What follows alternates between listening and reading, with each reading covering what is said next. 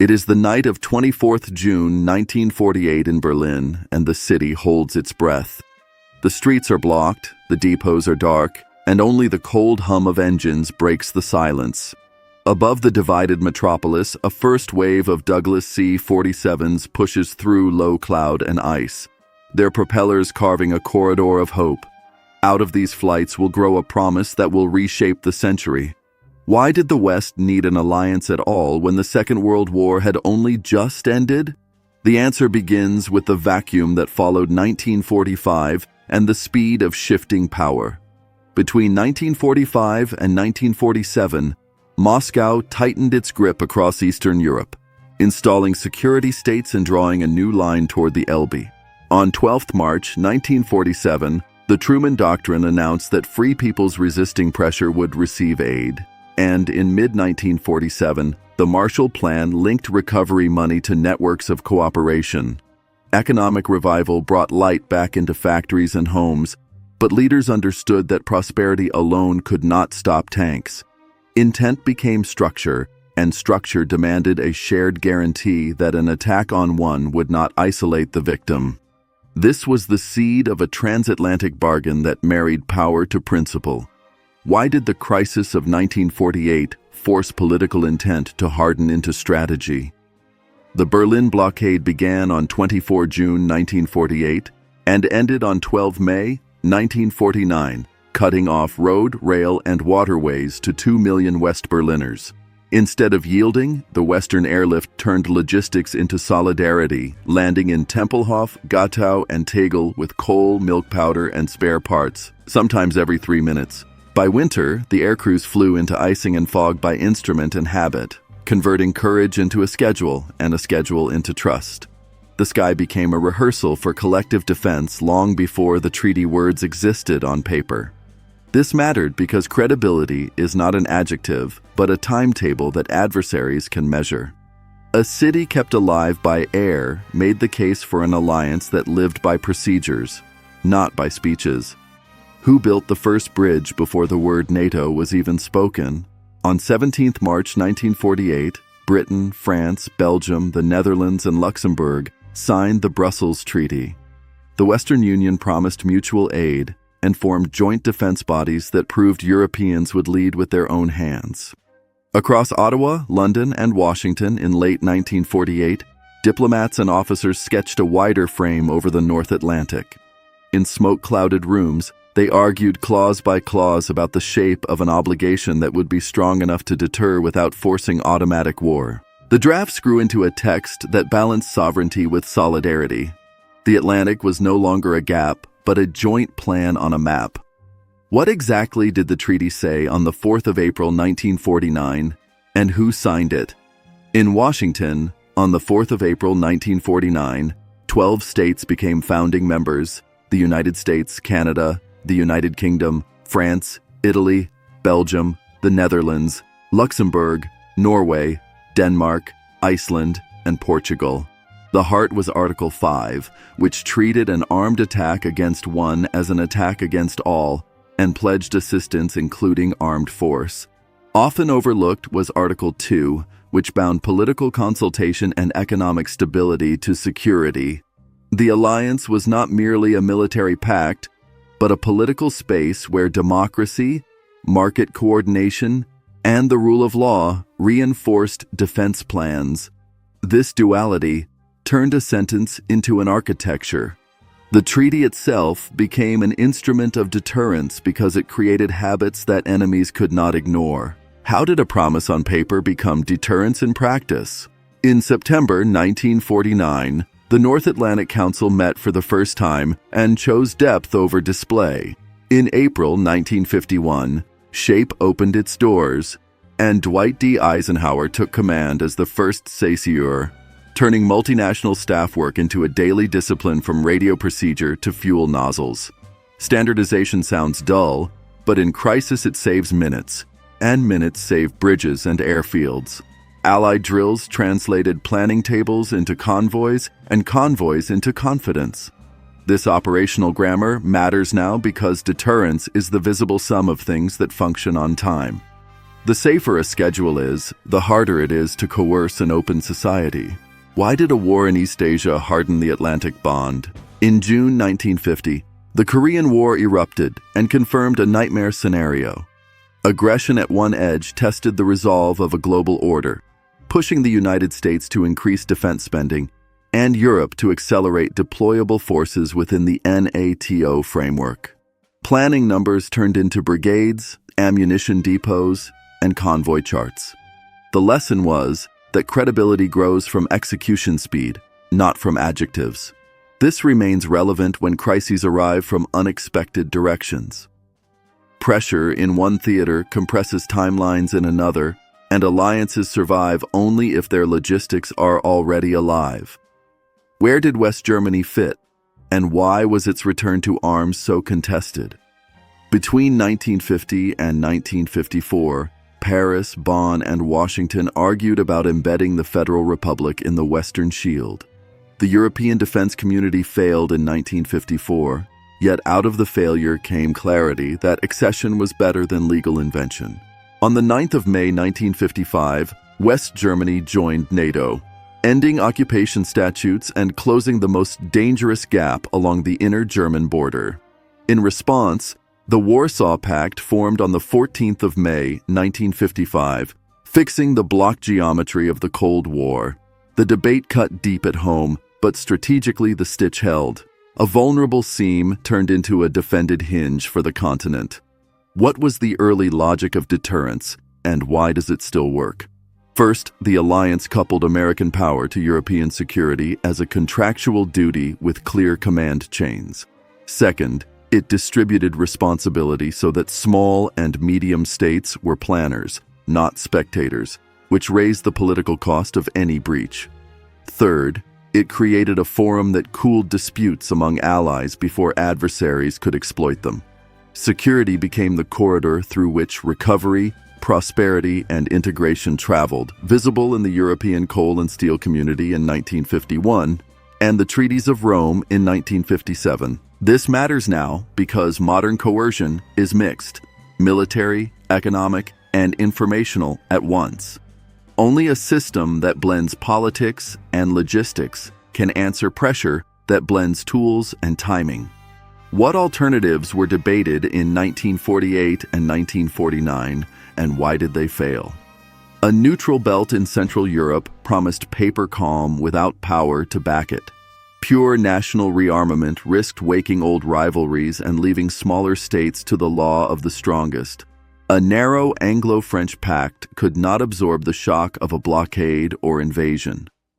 The North Atlantic Treaty became not a first choice, but the crossing point of protection, feasibility, and American willingness to bind itself. That is why the alliance outlasted fashions and cabinets. It was designed where interests met principles, not where slogans met microphones. How did the alliance manage internal quarrels without breaking? Disputes arrived early, from Suez in 1956 to nuclear deployment arguments in the 1960s. Yet the North Atlantic Council kept a permanent table where anger turned into agenda items, and agenda items into managed compromises.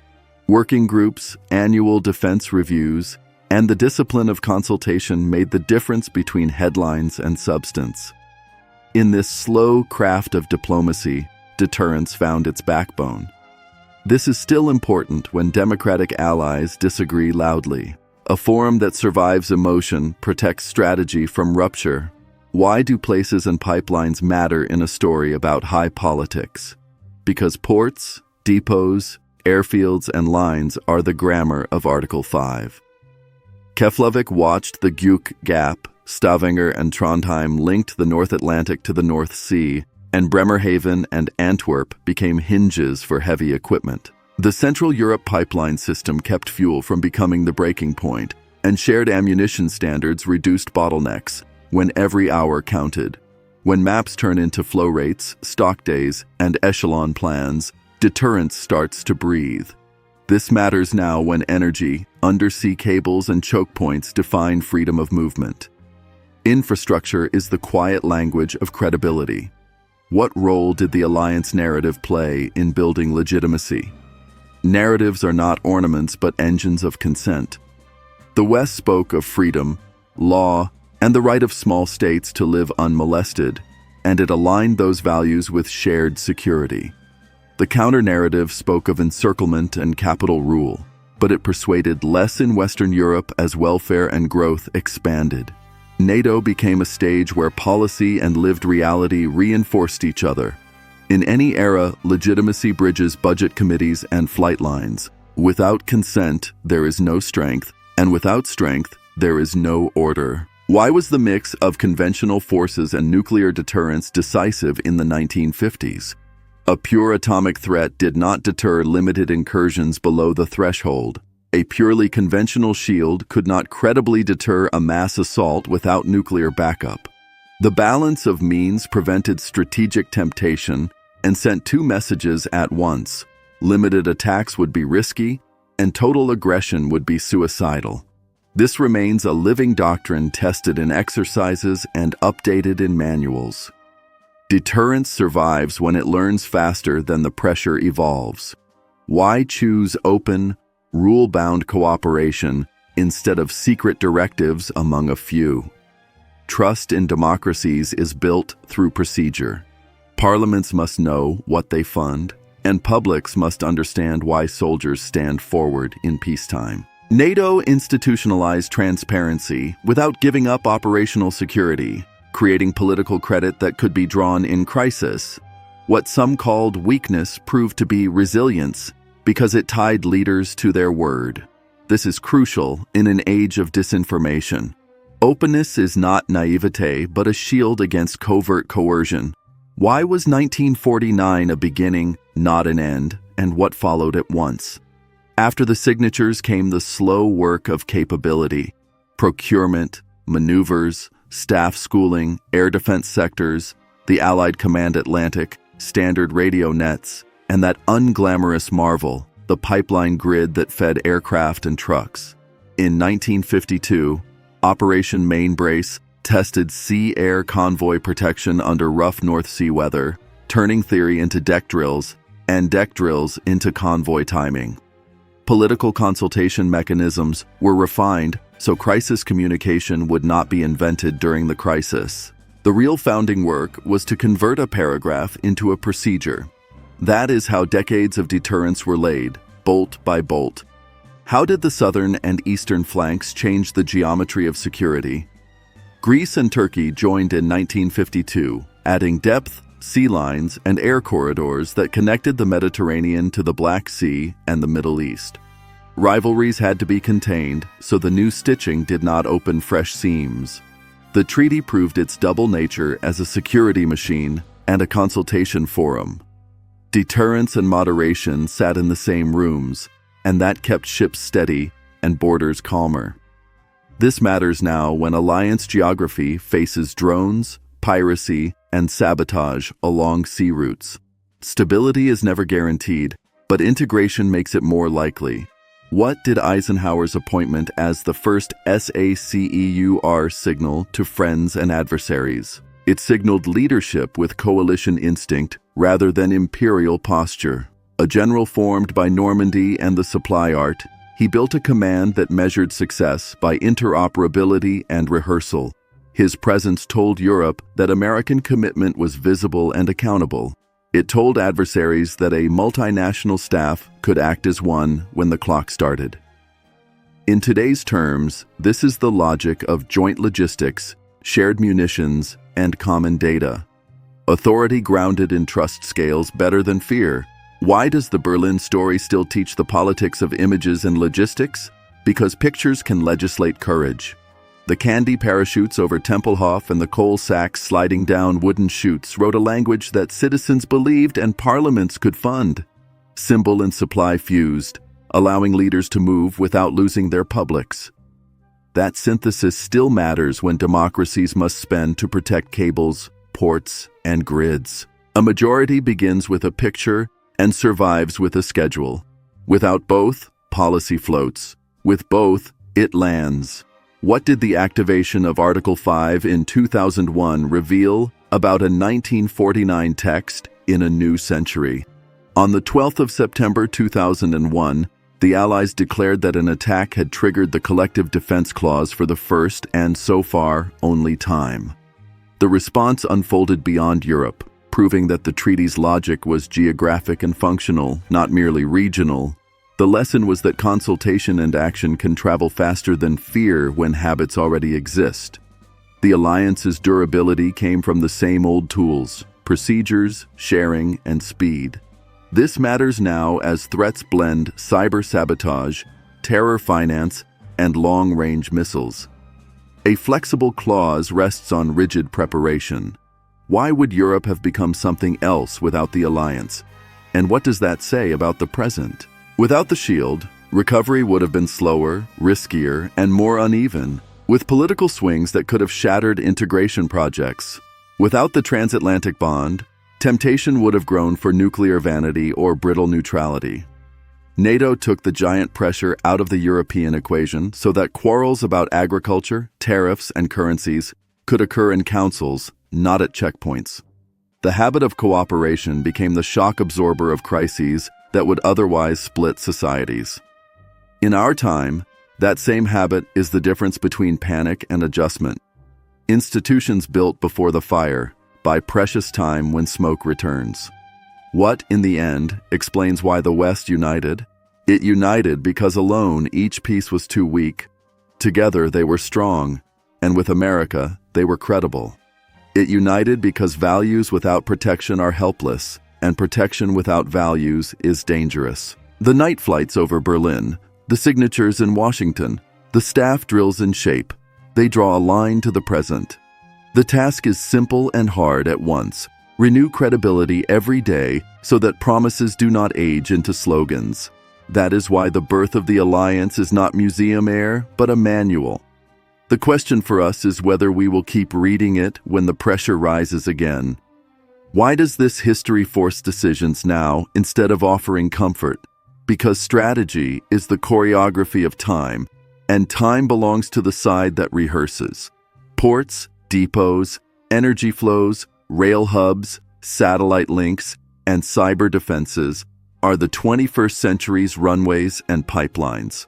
To defend open societies, promises must once more be poured into steel, kerosene, data, and drills. That is what the founders learned between 1947 and 1955, and that is what their treaty still demands. The NATO story is the art of turning fear into schedule and schedule into peace. Are we ready to practice that art with the same patience and resolve that made 1949 possible?